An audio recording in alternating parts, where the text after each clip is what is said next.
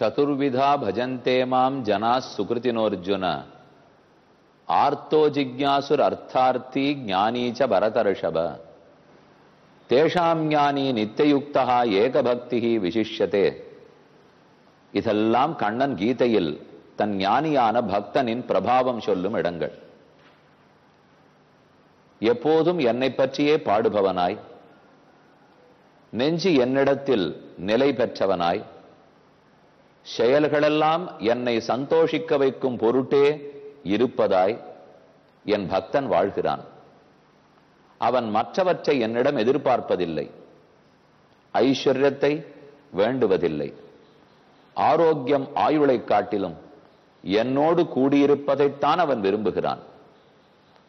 அப்படிப்பட்ட பக்தன் என் உள்ளத்துக்குள் எப்போதும் இருக்கிறான் என்று கண்ணன் கூறுகிறார். வாசுதேவ சர்வமிதி ச மகாத்மா சுதுர்லபக. வாசுதேவனே எல்லாம் என்று சொல்லக்கூடிய மகாத்மாவை தேடினாலும் கிடைக்காது. அனைவருக்கும் கண்ணன் ஆத்மாவா அல்லது கண்ணனுக்கே மற்றொரு ஆத்மாவா? ஞானிகளெல்லாம் கண்ணனுக்கே ஆத்மா போலும். அறிவார் உயிரானாய் அறிவிலேனு கருளாய் என்று நம்மாழ்வார் சாதிக்கிறார். அடியேனுக்கு அறிவில்லை, அப்படிப்பட்ட எனக்கு அருள வேண்டும். நீ எப்படிப்பட்டவனாக உள்ளாய்? அறிவார் உயிரானாய். அறிவார்கள் ஞானிகள் பக்தர்கள், அவர்களுக்கெல்லாம் உயிராய், அவர்களுக்கெல்லாம் ஆத்மாவாக இருப்பவனே அறிவார்களுக்கு உயிரானாய். இல்லை என்றால் அறிவார்களை உயிராக கொண்டவனே அறிவார்களான மகாத்மாக்களை தனக்கே ஆத்மாவைப் போல பெருமான் நெருக்கமாக கொள்ளுகிறான். அப்ப ராமனுக்கு ஆஞ்சநேயர், ஆஞ்சநேயருக்கு ராமர், இந்த இருவருடைய சேர்த்தி தான் என்னே. அறிஞர்களிலே சிறந்தவர் ஆஞ்சநேயர். அப்ப அவரையே தனக்கு எப்போதும் அருகில் தன் பக்தனாகவே ராமன் கொண்டிருக்கிறார். ஆகையால் தானோ என்னமோ இன்று நாம் சேவிக்க போகும் ராம ஆஞ்சநேயர் சந்நிதி அவ்வளவு நெருக்கத்தோடு எழுந்துருளி உள்ளனர். சென்னையில் மேற்கு மாம்பலம் ரயில் அடி, அதிலிருந்து அயோத்தியா மண்டபத்தை நோக்கி நடக்க தொடங்கினால் சுமார் 5 நிமிட நடையிலேயே ராமாஞ்சநேயர் சன்னிதானம் வருகிறது. ரொம்ப ஆச்சரியமான சந்நிதி. ஆஞ்சநேயரையும் தரிசிப்போம், ராமனையும் சேவித்துக் கொள்வோம். முதலில் கோயிலுக்குள் நுழைகிறோம். வெளியிலேயே பல திருவுருவங்களை நம்மால் தரிசிக்க முடிகிறது. ஒருபுறம் நரசிம்ம பெருமான், ஹனுமானே எழுந்துருளி உள்ளார், கருடன் உள்ளார், விஷ்ணு ரூபத்தில் பெருமான் உள்ளார். ஒரு தூண், அந்த தூணின் நாற்புறத்திலேயும் 4 சிற்ப ரூபத்தில் பெருமான் உள்ளனர். கோயிலில் நுழையும் போதேயே வாசலுக்கு மேல் ராமன், லக்ஷ்மணன், சீதை ஆகியோர் உள்ளனர். இருமருங்கிலும் தரிசித்தால் தசாவதாரமும் உள்ளன. மத்ஸ்ய, கூர்ம, வராக, நரசிம்ம, வாமன, பரசுராம, ராம, பலராம, கிருஷ்ண, கல்கி என்ன தசாவதாரங்களையும் சேவிச்சுக்க முடியாது. அவர்களையெல்லாம் தரிசித்து கொண்டு உள்ளே புகுகிறோம். ரொம்ப ஆச்சரியமான கண்ணன் ஒருத்தர் எழுந்தருளி உள்ளார். இங்கெங்க ராமர் கோயிலில் கண்ணன் வந்தார்? பக்தனுடைய பிரபாவத்தை கண்ணன் தானே கீதையில் ஓதினார். அப்ப அவருக்கு இடம் இருக்க வேண்டாமா? கடவுள் ஸ்தானத்தில் ராமன், ஆச்சாரியன் ஸ்தானத்தில் கீதாச்சாரியரான கண்ணன். இதோ ஓர் திருக்கையால் அனுக்கிரகம் செய்து கொண்டு அபயஹஸ்தமாய் அருள் பாலித்து கொண்டு மற்றொரு திருக்கையில் உருட்டி வைக்கப்பட்ட நிரம்ப வெண்ணெய், அந்த வெண்ணெயை பற்றி கொண்டு கருத்த திருமேனியோடே கண்ணன் எழுந்தருளி இருக்கிறார். கண்ணன் என்னும் கருந்தெய்வம் காட்சி பழகி கிடந்தேனை புண்ணில் புலி பெய்தாற்போல் புறனின் அழகு பேசாதே என்றே ஆண்டாளுடைய பாசுரம். அடுத்து ராமனை தரிசிப்போம். அடுத்த நாள் தரிசிக்கும் போது பார்க்கும்போது ஆஞ்சநேயரை சேவிச்சுக்கலாம். இதோ ராமன், நடுவாக ராமன் எழுந்தருளி இருக்கிறார்.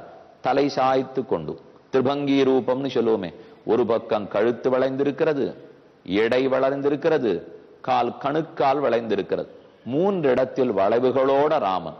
அவர் எப்படி வளைந்திருக்கிறாரோ அதை போல் வளைந்திருக்கும் வில், சார்ங்கம், கோதண்டம், சாபம், தனுசு, கார்முகம் என்றெல்லாம் பொது பெயர்களும் சிறப்பு பெயர்களும் இந்த வில்லுக்கே உரியவை. வில்லை பற்றி கொண்டு ராமன், அந்த ராமனின் வில்லுக்கும் தான் தான் காவல் என்று பக்கத்தில் லக்ஷ்மண சுவாமி, லக்ஷ்மண பிரபாவத்தை தான் இப்ப நாம பார்த்துன்னு வந்தோம். பெருத்த சரீரத்தோட அதிகாயன் வந்தான், பாணத்தால் லக்ஷ்மணன் வீழ்த்தினான்னு பார்த்தோமே. இலக்குவனை தரிசித்தோம், கொடியடையாளான சீதை. அதை பத்தி கம்பர் கூறும்போது, பொய்யோ எனும் இடையாளுடன் இளையானுடன் போனான். பொய்யோ எனும் இடையாள், இவளுக்கு இடுப்பு இருக்கிறதா இருக்கு இல்லையா என்கிற அளவுக்கு சிறுத்த இடையான், அவள் இடையாள். பக்கத்துல இருக்கிறவன் இளையான், லக்ஷ்மணன் இளையான். அப்ப பொய்யோ எனும் இடையாளுடன் இளையானுடன் ராமன் காட்டுக்கு சென்றான்னு கம்பர் கூறுகிறார். அந்த ராமனை என்று தரிசித்துக் கொண்டோம். அடுத்த நாள் ஆஞ்சநேய சுவாமியை சேவிக்கலாம். தற்போது 72வது சர்க்கம். போன அனைவரும் மாண்டு விட்டனர். அதிகாயன், திரிசிரா, தேவாந்தகன், நராந்தகன், மகோதரன், மகாபார்ஸ்வன், உன்மத்தன், மத்தன், 8 பேர். மத்த கஜம் போன்ற ஒத்தொத்தரும் 8000 பேரை எதிர்க்க முடியும். அனைவரும் அழிந்தனர். ராவணன் புலம்புகிறான், இவர்களெல்லாம் அழியக்கூடியவர்களே அல்லர்களே, நினைக்கவே பார்க்க முடியவில்லை. அதிகாயம் ஹதம் ஸ்ருத்வா லக்ஷ்மணேன மகாத்மனா உத்வேகம் அகமத் ராஜா வச்சனம் சேதம் அப்ரவீத். அதுவும் அதிகாயன் இறந்தான், இலக்குவன் அழித்தான் கேள்விப்பட்டு தவித்தான் ராவணன். தூம்ராட்சா பரமாமருஷி சர்வசஸ்திர விருத்தாம்பரஹ அகம்பனஹா பிரகஸ்தச்ச கும்பகர்ணஸ்ததைவச்ச. எத்தனை பேர் முடிந்தனர். இவர்களெல்லாம் அழியக்குறாவளே இல்லையே. தூம்ராக்ஷன் அனைத்தும் தெரிஞ்சவன், அகம்பனன், பிரஹஸ்தன், கும்பகர்ணன், இவா ஒத்தொத்தரும் மகாபலம் பொருந்தியவர்கள். சசைன்யாஸ்தே ஹதாவீராக ராமேன அக்லிஷ்ட கர்மணா ராட்சசாசு மகாகாயாக நானாசஸ்திர விசாரதாக. வெவ்வேறு அஸ்திர சஸ்திரம், எந்தெந்த தேவர்களை எதிர்த்தவர்களோ ஜெயித்தவர்கள், பெருத்த தேவர்களிடத்தில் வரமும் பெற்றவர்கள், பிரம்மா, சிவன் முதலானோர். இவர்களிடத்துல பிரீத்தியோட வரம் கொடுத்தவா அத்தனை பேரும் தங்கள் தங்கள் சேனையோடு அழிந்து போயினரே. அதை விட ஆச்சரியம், இந்திரஜித்து கட்டி வைத்த அஸ்திரம் அந்த நாகபாசத்திலிருந்து வெளியில வர முடியாதே. ராவணன் அஸ்திரத்தால் கட்டியிருக்கார், இந்திரஜித் அஸ்திரத்தால் கட்டினார். இதெல்லாம் விடுதலையே ஆக்க முடியாத அஸ்திரம். ஆனா அதிலிருந்து விடுதலை ஆயிட்டார்களே. மோக்தும் தத் பந்தனம் கோரம் யக்ஷ கந்தர்வ பன்னகைஹி சரபந்தாத் விமுக்தௌதௌ பிராதரௌ ராமலக்ஷ்மணௌ. அந்த சரத்திலிருந்து கூட ராமனும் இலக்குவனும் தப்பித்து வந்து விட்டனர். கருடன் வந்து இவர்களுக்கு உதவி புரிகிறார். எப்பேற்பட்டவர்களும் கண்டிப்பா வெளியில வர முடியாத அஸ்திரத்திலிருந்து வந்தார்களே. அஹோ சுபலவான் ராமஹா. கடைசியா ராமனுடைய பலத்தை ராவணன் ஏற்றுக்கொண்டு பேசுகிறார். அஹோசு பலவான் ராமஹா மகதஸ்திர பலஞ்சவை. என்னென்ன அஸ்திரம், என்னென்ன மர்மம் என்பது இந்த ராமனுக்கு நன்கே தெரிந்திருக்கிறது. நிஷ்கிராமஹாவா பிரவேசோவா ஞாத்தவ்யா சர்வதெய்வனஹா. நமக்கு என்ன ஆச்சரியம், இதுவரை நம் வாசலை காக்க வேணும்னு நினைத்தது கூட இல்லை. இன்னென்ன இடத்துல என்னென்ன வச்சிருக்கமே அது பறிபோய் விடுமோ என்று நான் நினைத்ததே கிடையாது. அப்படிப்பட்ட பட்டணத்துக்கு காவல் வைக்க வேண்டியிருக்கிறதே. சரி சரி, அரக்கர்கள் ஓர் புறம் அசோகவனத்தில் போய் காவல் இருக்கட்டும், லங்கா துவாரத்தில் நாற்புறத்திலும் போய் காவல் இருக்கட்டும், என் அரண்மனையை அவர்களெல்லாம் காவல் காக்கட்டும் என்று ஒவ்வொன்னாக கூறிக்கொண்டு வந்தார். சர்வதாபி திஷ்டத்வம் சைன்யைஹி பரிவிருதாபலைஹி பிரதோஷே வார்த்தராத்ரேவா பிரத்யூஷேவாபி சர்வசா. விடியற்காலை பொழுது, பகல் பொழுது, மாலை பொழுது, இரவு பொழுது ஜாகரூகர்களாய் விழித்திருந்து காவல் காக்க வேண்டும். தான் சர்வான்கி சமாதிஷ்ய ராவணோ ராட்சசாதிபா மன்னுஷல்யம் வகந்தீனா பிரவிவேசஸ்வமாலயம். ரொம்ப தீனப்பட்டு தளர்ச்சி உற்று தன்னுடைய அந்தப்புறத்துக்குள்ளே சென்றான். எல்லாரும் ஜாகிரதையா பார்த்துக்குங்கள். இந்த ராமன் மகாவீரனாக இருக்கிறான், அழிக்கவே முடியாத நம் அரக்கர்களை எல்லாம் அழித்திருக்கிறான்.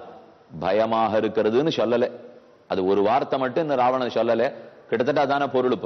இப்படி எல்லாம் பேச ஆரம்பிச்சா பயக்கிறான், நடுங்குகிறான் தான் அர்த்தம். அடுத்தது 73வது சர்க்கம். இந்திரஜித்து பெரும் பிரம்மாஸ்திரத்தை விட்டு ராமன், லக்ஷ்மணன் மற்றும் வானர சைன்யம் முழுமையும் கட்டுப்படுத்தி விடுகிறான். நினைத்தே பார்க்க முடியாத செயல். 67 கோடி வானரங்கள் கூட ராமனும் இலக்குவனும் இதுல விழித்திருந்தவர்கள் ஜாம்பவான், லக்ஷ்மணன், விபீஷணன் இவர்கள் மட்டுமே. மற்ற அனைவரும் மயங்கி சரிந்தனர்.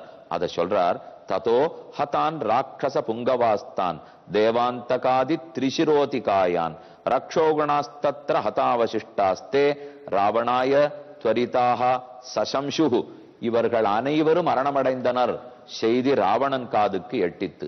அதிக துக்கம் கொண்டான். இந்திரஜித்து வந்து சமாதானப்படுத்தினான். கவலைப்பட வேண்டாம். ந தாத மோகம் பரிகந்து மர்கசே எத்ரேந்திரஜித் ஜீவதி நைருதேஷ.